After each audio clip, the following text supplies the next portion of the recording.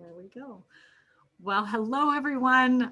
It is my pleasure today. I have to tell you, I'm so excited to get to introduce Dr. Daniel Potts to have a discussion with us today. I'm kind of a big fan of his, and I'm learning more and more about Dr. Potts every day. And I have to tell you, Dr. Potts, the more people I meet in the world of dementia, your name just keeps coming up, and it comes up with so much respect and appreciation. Uh, I was interviewing Angel Duncan last week, and she and I were talking, and she mentioned, and I hope I'm not putting you too much on the spot here.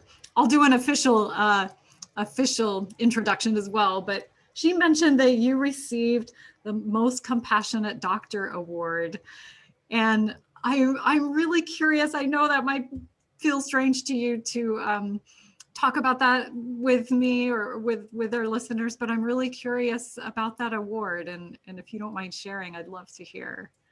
Well, Laura, I'm so thankful to be on your podcast. I really am a fan of yours also because you have done some amazing things through this podcast, but also through the basically web-based Caregiver Summit that y'all carried off last year, which I thought was wonderful. I was thankful to be a part of that. So, been following you for a while. I appreciate the opportunity to be on. And yeah, Angel Duncan is a really great friend of mine. We go back several years, and she has really taught me so much about art therapy and helped us plan our programming. And we continue to communicate basically every day about things that we're doing. And so I'm glad she was on. The Most Compassionate Doctors thing, those are vitals.com ratings and rankings that doctors get based on feedback that people kind of give online. And it's something that I'll put it this way. The most important thing for me as a physician is to be a compassionate physician. I need to know what I'm talking about, and I need to know how best to help my patients, and I need to stay up on everything. But the most important characteristics for me, I think, are to be compassionate, empathetic, and a good listener. And if I can do those things, then I'll be able to help somebody. So that's what I'd say about that. Thank you. I'm sorry to put you on the spot like that, but I know Angel said you would not bring that up on your own.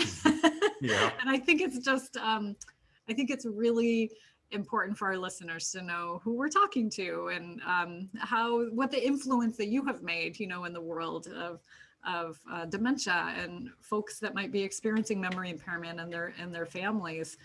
So your official credentials, you are an MD.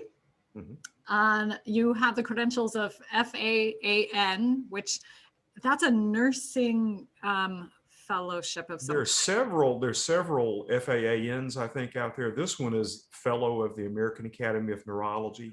Thank you. Yeah, so it's their sort of highest level designation for that group. That's our group that most neurologists belong to in this country, and actually some other countries as well. So fantastic.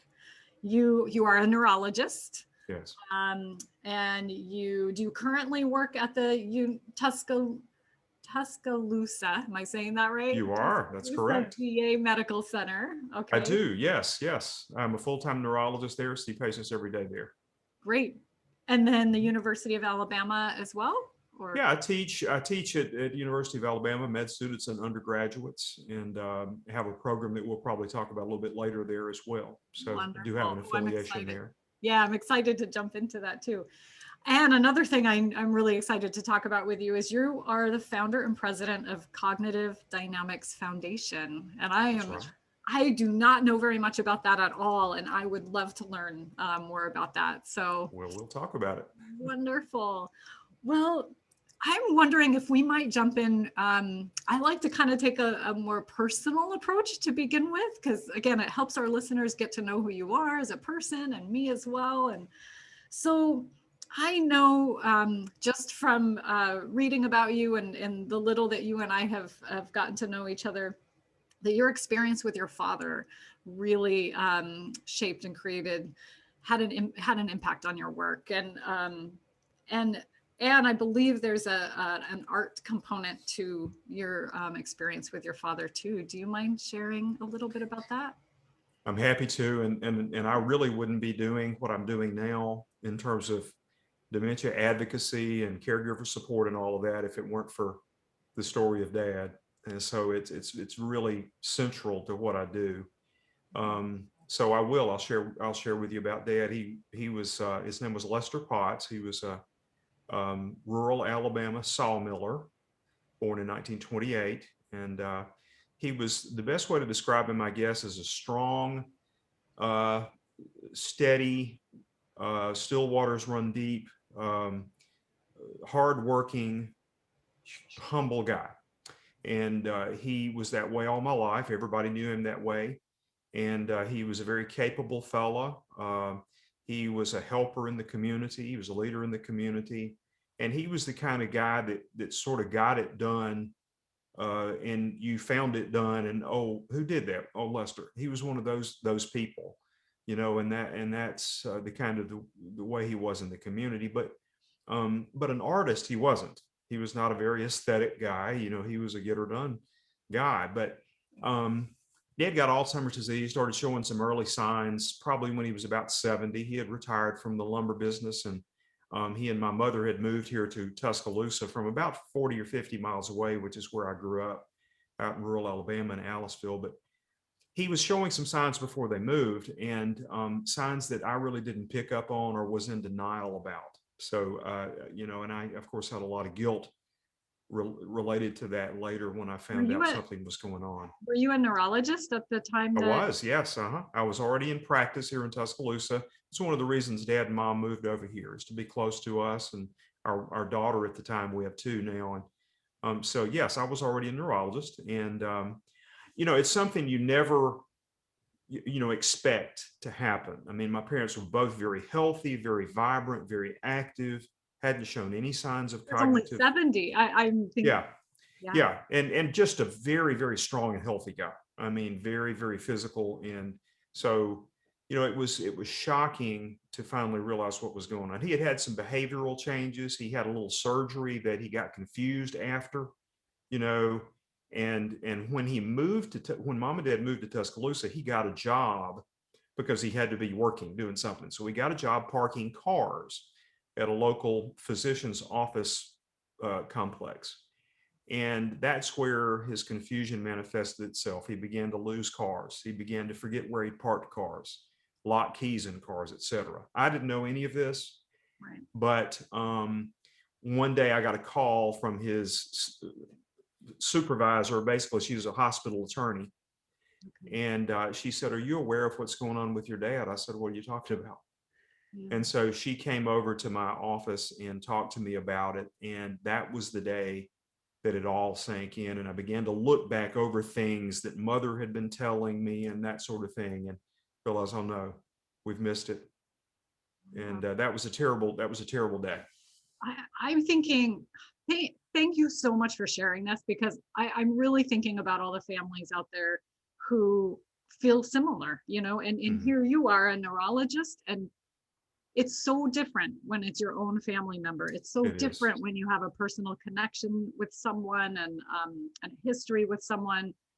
And I mean, I just want to validate for so many of our listeners that, um, first of all, the experience of feeling guilt that you may not have caught something sooner, but then Mhm. also the very real reality that when it does come to your own personal relationships, you're not going to see as clearly as someone else may. It's so. You're not, and you're going to explain away. I mean, I did explain away things that you see, Yeah. um, things that could be explained away. So, in other words, oh, there's been a move. They're in a new place. He's just had a surgery. He just retired. Things are different. So you've got these explanations that you pop out because you're trying to not see the reality of what's happening. And I think that was a lot of what it was for Yeah. me. Yeah. And Wow. it's even hard, Laura, for neurologists and other physicians to diagnose dementia in their patients. And some of it is that same thing. Mhm. You feel a little bit helpless. You don't feel like you have the answers. You don't feel like you've got a pill that can help someone and that you can cure someone. Or so you bump up against that, and that's tough for physicians to do.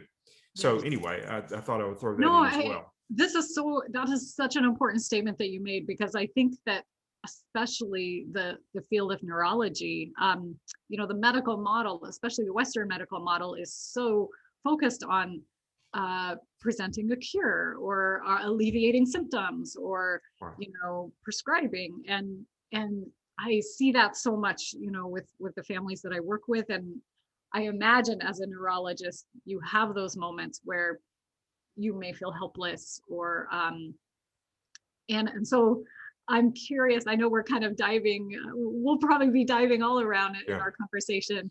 What is that experience for you when you meet with families Yeah. and you don't have a prescription that you can just write? Right. Well, it's tough. It's there's a helpless feeling. I don't like to bump up against the wall of not knowing what's going on with the patient. That is very frustrating to me. Mhm. And I also don't like to feel like I can't help them in some way. So what I had to do is change my paradigm. What you have to do is change your paradigm when you have conditions like Alzheimer's. The other thing that is so important to me as a neurologist with people with chronic illnesses is the relationship that I have with them. I mean, I enjoy seeing my patients again and again and having that relationship. The world would tell you you can't have a relationship with somebody with dementia. I mean, that's what the mindset is, because they're less of a quote, less of a person there to interact with. It's tougher to, you can't get past the small talk and the social facade and all of that. Now I know that's not true. And so you can have a relationship, you just have to change the way you go about it. So the things that I went into medicine for and the things that kept me going, the relational aspects of it, the diagnostic aspects of it, and knowing what's going on, locating the lesion, the condition, and then being able to help someone with it and help their families. Those are challenges when you're dealing with dementia, but you have to reset yourself and learn, yes, I can have a relationship. Yes, I can know what's going on. This is not organic brain syndrome, and we can diagnose these things. And yes, I can help someone live well. And so those are the things that really have come out of Dad's story for me that I think have made me a better neurologist, actually. Amazing. So that's the paradigm shift that you're Yeah. talking about And also understanding the caregiver, understanding the care partner better and what they're going through, because I've assisted mom myself as a secondary care partner, so now I know. So I listen to them and I take them very seriously. So that's the other thing. Empathy for the caregiver and for the patient. That's something that a lot of folks, a lot of care partners and family caregivers talk about is the not knowing how to communicate to their physicians and neurologists about what they're seeing. And I've heard a lot of people say too, they don't know what is important information and what isn't. Yeah, They're experiencing so much day to day, and they have this precious, time with their doctor, their loved one's doctor, and they're not clear what to be reporting, and right. also how to how to develop a relationship with that provider so that there is that trust with the caregiver as well. Does that make sense? Yes, it does. It really Uh, makes sense. One of the things that I want, well, the things that I want to hear about are, first of all, I should say whatever the caregiver needs to say and whatever the patient needs to say to me. But I also want to hear, what's the day look like? How is someone functioning on a daily basis? Or are there periods where they can enjoy things? What are those things? Are there struggles, in the day? What are those things? So that paints a picture of how someone is functioning And that's really what matters. Can someone function well enough to have some enjoyment? And if not, how can we help them do that? Gotcha. And again, living well is what this is about. You can live well with many different conditions. It's not, you get branded with this condition and no, you can't have any more joy or enjoyment, or no, that's not true. So we have to find ways to help people live well. And I need to do a better job of that. And I think a lot of physicians need to do a better job of that. I thank you so much for saying that. That in and of itself is a paradigm shift, right? For individuals that have memory impairment or their care providers. So let's go back to your dad. I'm really curious because I know there's this watercolor art piece there that Oh yeah. Yeah. So dad did get the diagnosis of Alzheimer's, and we made some arrangements because dad was very hard to take care of at home.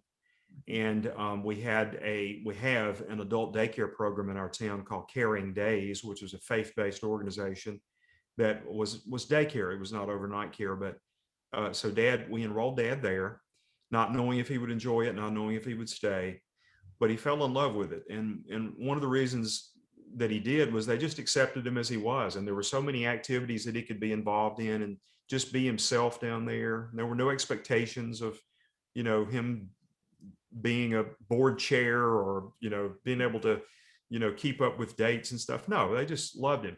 And so the second thing about that was that he met George Parker, who was a volunteer artist that had come down and was starting an art program. He was not an art therapist, but he had a real knack for how to show people how to do it. So dad met George and started painting watercolors. And we had no idea he could paint. We had no idea he had any talent. My mother said, well, Lester's not going to do that.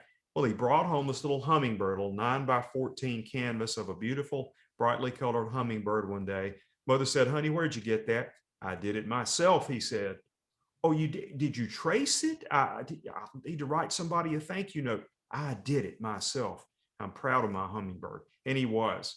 And over 3 years, he brought home 100 more that he had painted. That is amazing. I bet to this day, when you see a hummingbird, you think about your dad. I do. I got a feeder right outside here. And when I see them come up there, I think of dad, because really it was a metaphor for dad's spirit being unleashed through the arts. Dad was having a hard time talking at the time. He couldn't get his story out. We have to get our stories out. We gotta have somebody listen to our stories. He couldn't get it out. And so he painted it out. And so these things came out from his early life story came out. Memories of his father, his home place, saws, his father's high top shoes, his friends from childhood. They came out in his art amazingly. Amazing. I mean, not only the beauty of him being able to continue to process his life, but I bet you and your family learned so much more about him. And we did. You just think that those memories are lost, and you won't be able to continue to grow and nurture relationships. And this is just a beautiful story of continuing that relationship that you had, and continuing to learn about him. And the primary thing we learned about him was he's still there. Yeah. And we can be in relationship with him. Those are the two things. Amazing. I would love you talk a little bit about the pillars of personhood. Do you mind sharing with us what you mean by that, and maybe give some examples about how that could be helpful with people with dementia and their family members? Absolutely. And again, it all started with dad. It all started with what I learned from the folks at Caring Days.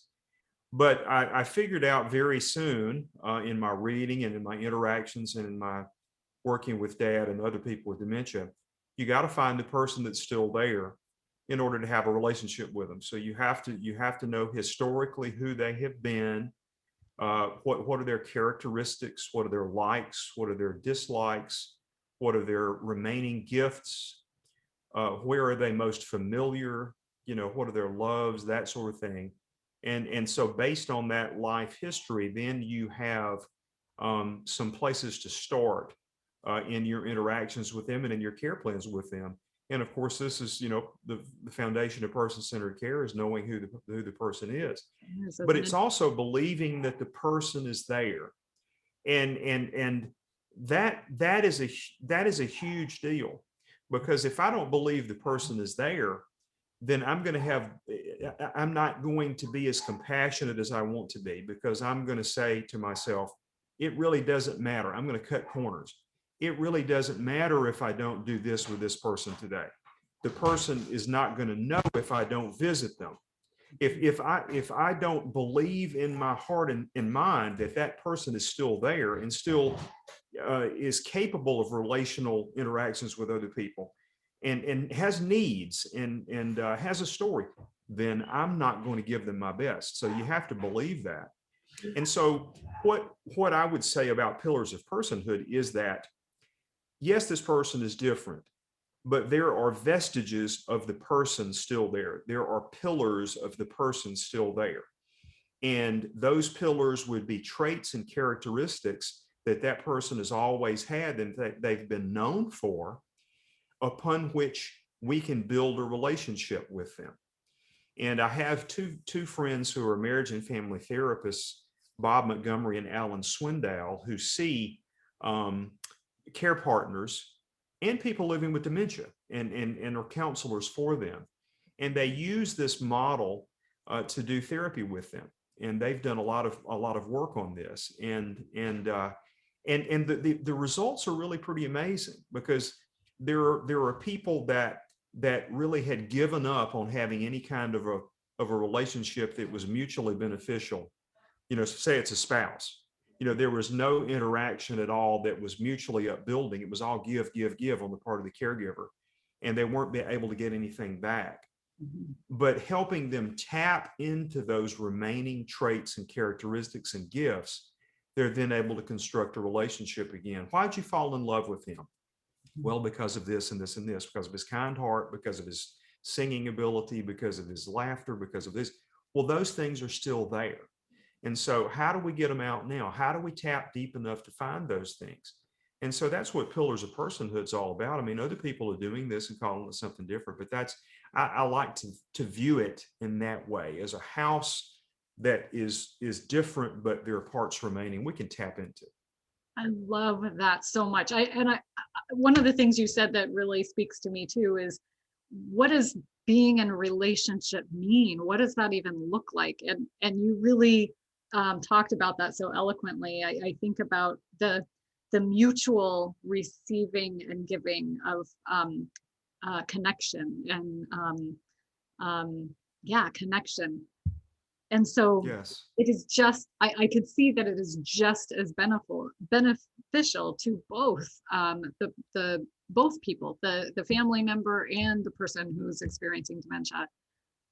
Fantastic. Ideally so. And I will say that, first of all, and I want to be real careful, because I don't want anybody to feel, I don't want anybody out there to say, what in the world is he talking about? That's not possible. This is not, I understand. And I'm just saying that caregiving is a marathon. We know that. And if it can become something that is a growth enhancing, growth producing, love building, a paradigm, it's going to be easier for us to get up every day and do that, I think. And so what you have to do, one thing you have to do is put away your ego's idea of how things should be. I mean, for me with Dad, I was looking at things the way they were 20 years ago and realized that can't be the way they are now. The relationship has to look different. So I got to take that little icon and set it out here, because if I don't, I won't be able to have a relationship with him now. I mean, I'll hold him accountable to something that he can't do. And so I've got to see the Lester coming in every day, like the people at Caring Days did. And if I'm able to meet him where he is and have a relationship with him, and that's hard for family members to do, because we know how they were. We part of who we are is who they have always been. And so it's just that we have to reframe it. Yeah, reframe. Exactly. Yeah. Meet them where they are now, but also honor those pillars of who they innately always have been and will continue to be. Yeah, Yes, beautiful. yes. Thank you so much. So that's one of the things the art did for us Okay. is it pulled out those pillars, those important relationships, those loves, those memories, and we could tap in on those. Yeah, I mean, really, I'm a therapist, but I'm not an art therapist. Angel and I talked a lot about that on our the last episode. And it is fascinating to me when we slow down and recognize that art is really just a medium for creativity. And anytime we enter the realm of creativity, there is no right or wrong. There is no fact-based, Wow. analytical, insight-oriented process. It's so fluid and creative, and I think that's the part that, in so many ways, we could get really philosophical about how our culture doesn't honor that, and we're being challenged to learn that through this process. And so um, I just appreciate so much that you sharing your story about this, and also just calling it out for folks to really understand that there are other ways of connecting with individuals, and ways to continue to grow and continue to develop relationship over time. Absolutely. Yeah. Absolutely. I'm wondering if you wouldn't mind talking a little bit about your faith and spirituality and in Sure. relation to dementia care as well. I will, and I will say that I see this walk as a spiritual walk now more than I ever have, and and increasingly so. Part of it has to do with in searching for the personhood of others. I think we do have to tap very deeply into what a lot of us would consider a spiritual realm to be able to really get into those relationships. It involves bringing all of yourself to the relationship. So presence, being completely present. And I think that's a spiritual concept. And so we're talking about quietness and listening and perceiving and mindfulness. Um, you got to sort of clear everything else out so that you can be in a relationship with somebody who's struggling in their relationships and who's struggling to find themselves. And so it becomes a search. And so I think also gratitude is a part of it. And that's a spiritual concept for me as well, finding those bright spots and being grateful for them when you do find the little glimpse of light, when you do have that recognition, or when you're just in the moment with somebody, being grateful for those moments. There's a centering that goes on there.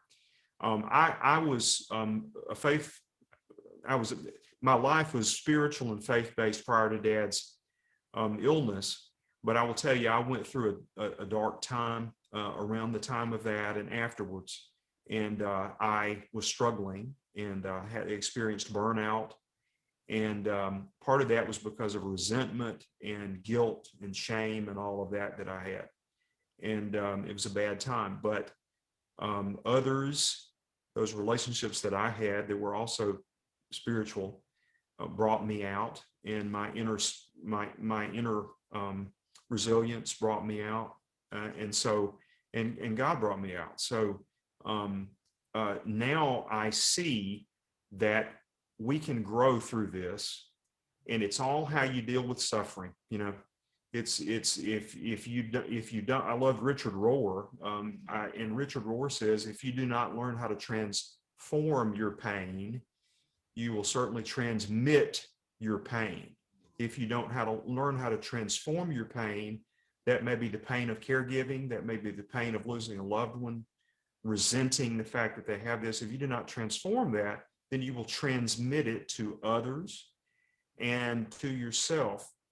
And so I didn't know how to transform my pain, but I found out, how to do that. And so that is an important concept for us. If we're resenting and denying all the time, rather than being grateful and trying to grow in love and bring our most compassionate self to the table, then it's going to be a struggle. Yeah, absolutely. And I could see that people, every individual is on their own journey, and how they move through that, is so individual.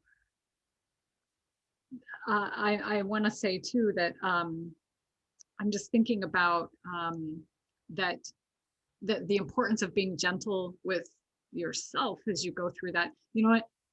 It's easy for me to sit here. I haven't been through that. I don't have a loved one in my life. I don't have a spouse or a parent that is going through this, but just witnessing others and recognizing how hard people can be on themselves. You discussed that, and again, I appreciate so much that you shared that, because I think people, on one hand, we want to normalize the experience,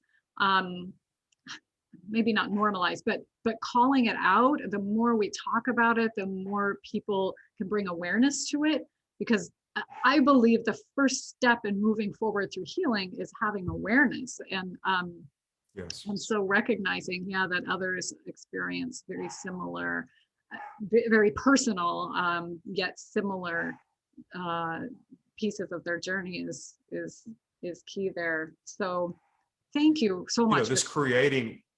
You're welcome. I mean, this creating a culture of compassion in dementia care. We talk about that a lot. And that culture of compassion involves compassion for yourself, and cutting yourself some slack as we go through this as care partners, as caregivers. Wonderful. I'm curious if there's anything that we haven't touched on today that you think would be really important for folks to hear, or for us to talk about. I don't think. I think this is the most important stuff I can think of to say, but I can't overemphasize how important it has been for me to keep this idea of personhood, this concept of personhood, in the forefront. Because if I do that, then it will pull out of me compassion and empathy in all of these circumstances and in all of these situations. And because personhood is also relational, it pulls out this, this valuing of other people, this I-thou relationship, this relating to people at a depth that we need to be relating to people at, and therefore we have to tap into our own depths as well to do this. We can't skim across the surface of this and expect to be resilient and to live well. So I think the more we can dwell on that idea in the coming weeks, personhood, what does it mean to be listening to first-person accounts of dementia, people that are living with it, telling the world how it is. We need physicians to be more compassionate in the diagnosis of this condition and in offering resources to people and in giving them hope and help them to live well. And I'm trying to lead the charge there because I've been through it, and I've got some partners who are helping me do that. But I think these compassionate and empathetic viewpoints that are based on personhood and relationships, and training med students and other young people how to do that as well. So growing empathy in folks, I think is very important. So, I mean, that's where I'm dwelling right now. That's where I'm living. And so that's what I preach about. So I love it. Oh, really? I mean, your message is being heard, and as it really should be. I so appreciate you taking the time to come on and talk with us, and just all that you're doing. Again, like we talked about in the very beginning of our interview here, is it has been kind of a lonely journey for not only people who have dementia, people who are caring for folks who have dementia, for professionals in the community. That a lot of people have just been trying to figure this stuff out on their own. And I think this is a beautiful day and age where we can come together with technology and, you know, across time and space to share these messages and really grow together through this journey of dementia and the world of dementia. How can Yes. other people find you? You know, if they want to learn more about what you do, or where you are. Yeah, I'm all over social media. Okay, good. I was gonna just throw a little plug in there. I know that you're a poet as well. Yeah. I'd I love love to write poetry, and that came from Dad's art too. So I started writing poetry after I started looking at Dad's art. So I've got a Twitter feed, Daniel C. Potts. I'm on Instagram, DC Potts MD, and our foundation, Cognitive Dynamics, which we created in memory of Dad to bring the arts and this kind of compassionate care and storytelling to people living with dementia. You can find us at www.cognitivedynamics.org. You can get our website. We've got a YouTube channel that's got a link there for us. I can And so that. I am a very and do you mind telling us a little about that? I'm so sorry. That was one of the things I was really excited to talk about. Happy to. Yeah, Cognitive Dynamics is a 501c3 nonprofit that we have programming that uses art therapy and other, basically expressive arts to reach and build relationships with people living with dementia and help them to live well. We have a program called Bringing Art to Life, which is our main program that Angel Duncan helped to start, which pairs students with people living with dementia, usually in settings like an assisted living facility or an adult daycare, but in some homes as well. And we pair up those students and those people living with dementia in an art therapy experience, usually weekly, where we all get together and do art therapy. We learn their life stories.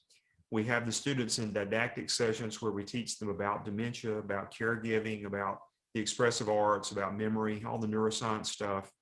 And then, we usually have a celebration at the end of the semester where we invite families in. We maybe create life story books or scrapbooks, and the students get up and tell what it meant to them to get to know these people. And that's a beautiful setup, and they just love it. And we're doing it right now in Tuscaloosa, Alabama, with the University of Alabama, and Birmingham, Alabama, in Chicago with Chicago Methodist Senior Services. Angel Duncan just had a session this week. We use the Yale Art Gallery, and we have an virtual art experience for everybody. And then we create art after that. So we're just having a big time bringing art to life. It's fun. Amazing. That is making change, in the world. And thank you so much. I am very, very honored to have you on our podcast today, and just appreciate you so much for the work that you do. Thank you so much for having me, Laura, and for everything that you do. I appreciate you as well. And a lot of people are going to listen to this and be inspired just by what you're saying and what you're doing, and the guests that you have also. It's an honor and a privilege to be here. Thanks. You're welcome.